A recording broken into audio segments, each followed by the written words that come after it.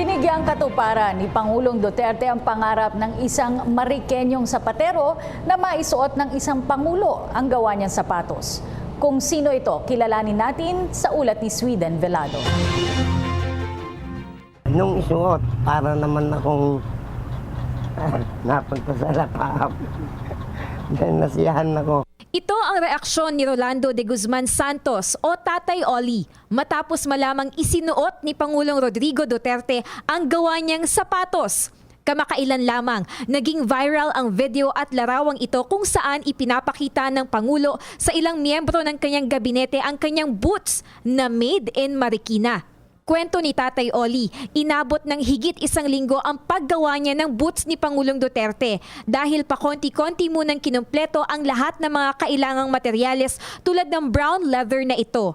Ang papel namang ito na pinaguhitan ng disenyo ni Tatay Oli ang kanyang naging batayan sa paggawa ng sapatos na aniya ay may sukat na size 9. Espesyal daw talaga ang gawang boots ni Tatay Oli para kay Digong dahil ang disenyo nito ay one of a kind. Wala. Dahil yung design na yan, nang gawin ko yan sa sarili ko.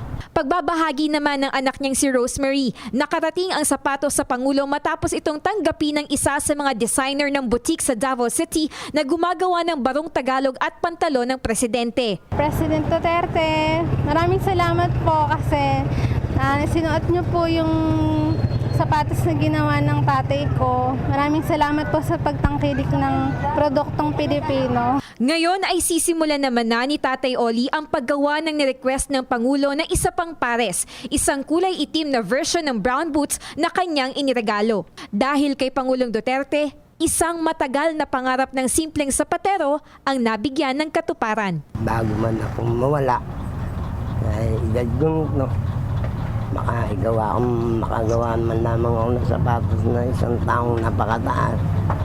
Kasigatan ko, kaligayahan ko yung maigawa ko siya.